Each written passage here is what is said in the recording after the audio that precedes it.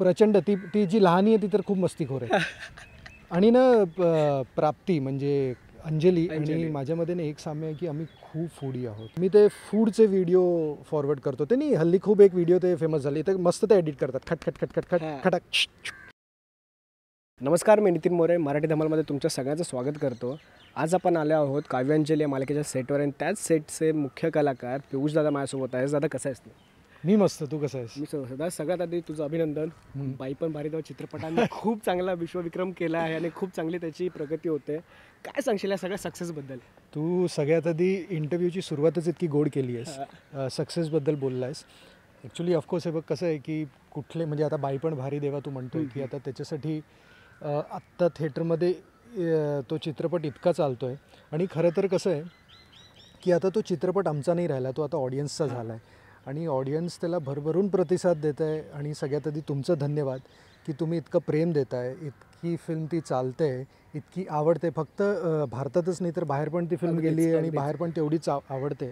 So ही म्हणजे माझ्यासाठी खूप मोठी गोष्ट आहे, आपल्या मराठी इंडस्ट्रीसाठी खूप मोठी गोष्ट आहे. म्हणजे मला असं वाटतं की ही फक्त माझ्यासाठी नाही, तुझ्यासाठी नाही, पण आपल्या सगळ्यांसाठी मराठी इंडस्ट्रीसाठी ही खूप मोठी गोष्ट आहे की आपली मराठी फिल्म बाई पण भारी देवा ती इतकी चालते. काय म्हणतात त्याला, ब्लॉकबस्टर धमधोकाट म्हणून अजून सुद्धा सगळे शो हाऊसफुल होत होते अजून सुद्धा, आज देखत सुद्धा. म्हणजे तुला माहिती का, म्हणजे सॅटर्डे संडेला शो हाऊसफुल होतात, पण मंडे ट्यूजडे वर्किंग डेला हाऊसफुल होतात. म्हणजे तो प्राईम शो असो, दुपारचाही शो हाऊसफुल होतोय.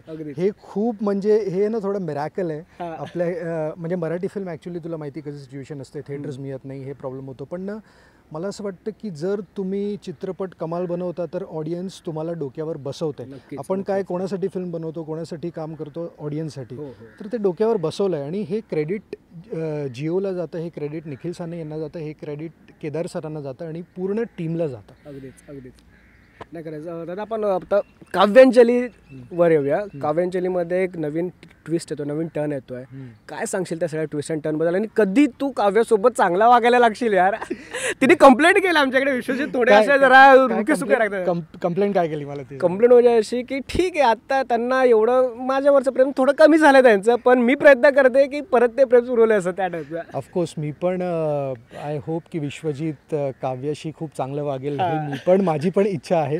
कारण कसं आहे की मी ना असं कधी ग्रेइश कॅरेक्टर कधी केलं नाही, इतकं out and out rude, egoistic असं वगैरे. तर आम्ही सुद्धा पियुष दादाला कधी असं बघितलं नाही एकदम असं रूड वगैरे. नाही मी तसं नाही आहे. पण मला असं वाटतं की जर लोकांना माझा राग येतोय आणि म्हणजे लोकांना असं वाटतंय की तो असा का वागतोय, तिच्याशी चांगलं का नाही वागत आहे, तो खूप रूड आहे, खूप राग येतोय, तर मला असं वाटतं की या माझ्या कामाची पोचपावती येते कुठेतरी अभिनयाची.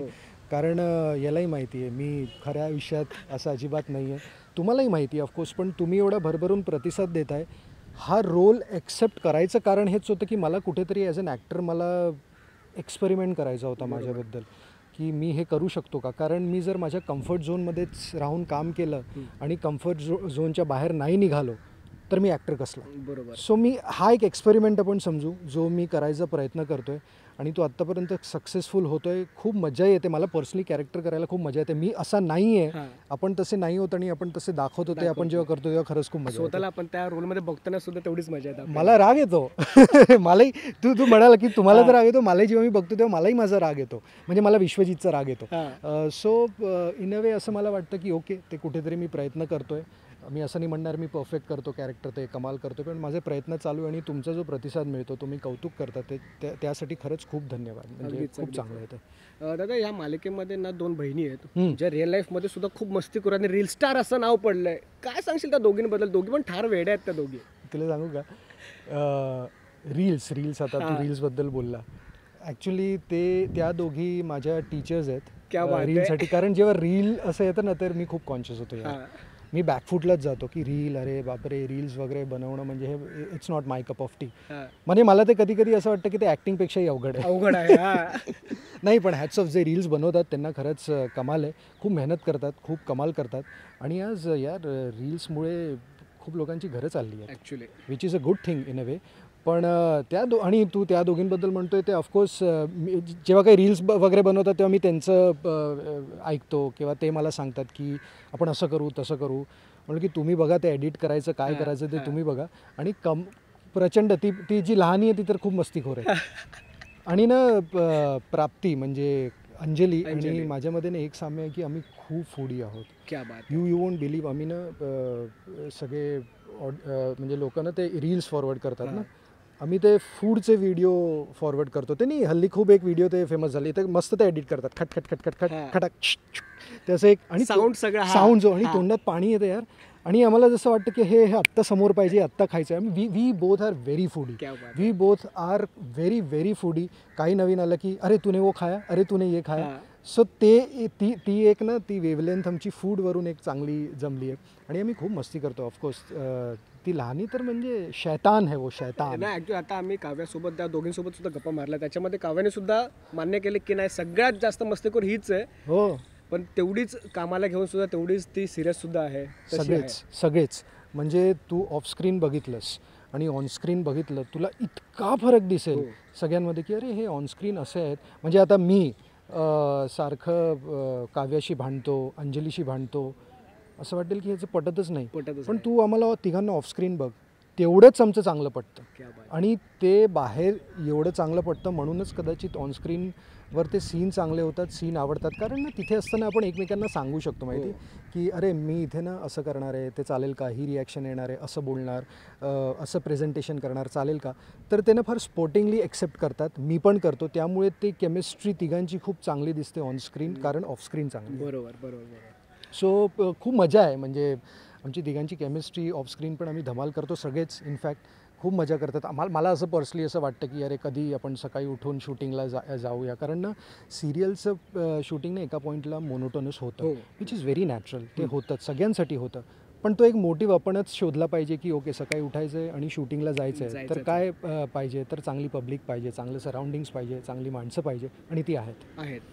नक्कीच दादा आपण मालिकेच्या प्रमोशन दरम्यान पुढे सुद्धा भेटतच राहू. खूप सारे ट्विस्ट अँड टर्न्स आम्हाला बघायला मिळतीलच.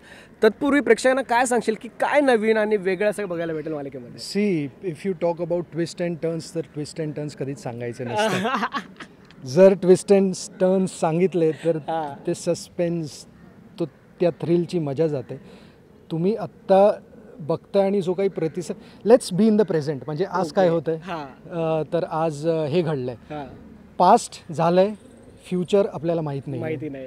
So let's be in present, let's enjoy the moment, let's enjoy the show. आणि जे होतं आहे ते मनापासून एन्जॉय करू. आम्ही पण मनापासून काम करतो आहे. तुम्ही पण मनापासून बघा आणि पुढे होत राहील जे होत राहील. आहे ऑफकोर्स जसं म्हणाला ट्विस्ट अँड टर्न्स आहे, थ्रिलिंग आहे, सस्पेन्स आहे, ते आहे. ते काय ते नाही ती मजा जाते. बरं जाता आता तुला पुन्हा एकदा अभिनंदन. मालिकेचा TRP सुद्धा खूप वाढला आहे. आजच वाढला आम्हाला. आम्हाला पण आत्ताच कळालं की मालिकेचा TRP सुद्धा वाढला आहे. सो पुन्हा एकदा तुझं अभिनंदन आणि थँक्यू आमच्यासोबत गप्पा मारल्याबद्दल. थँक्स टू यू तुम्ही इथे आलात आणि थँक्स टू ऑडियन्स. हे TRP बद्दल आता बोलला. थँक्स टू यू की तुम्ही हा शो डोक्यावर घेताय. सो हे सगळं क्रेडिट मायबाप प्रेक्षकांना जातं ज्यांच्यासाठी आम्ही काम करतो, ज्यांच्यामुळे आम्ही आहोत, ज्यांच्यामुळे आमचं अस्तित्व आहे आणि तुमच्यामुळे आमचं अस्तित्व आहे. तुम्ही आहात म्हणून आम्ही दिसतो. धन्यवाद. Thank you so much. थँक्यू.